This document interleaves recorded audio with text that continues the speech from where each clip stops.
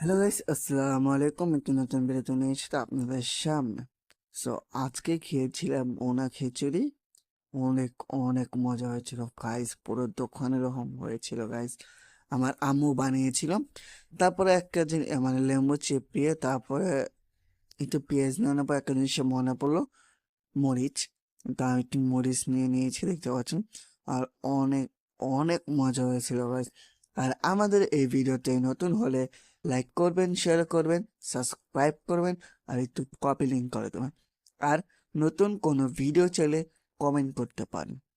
দেখতে পাচ্ছেন অনেক মজা ছিল গাইস। প্লিজ একটা লাইক, একটা সাবস্ক্রাইব করে দেন গাইস।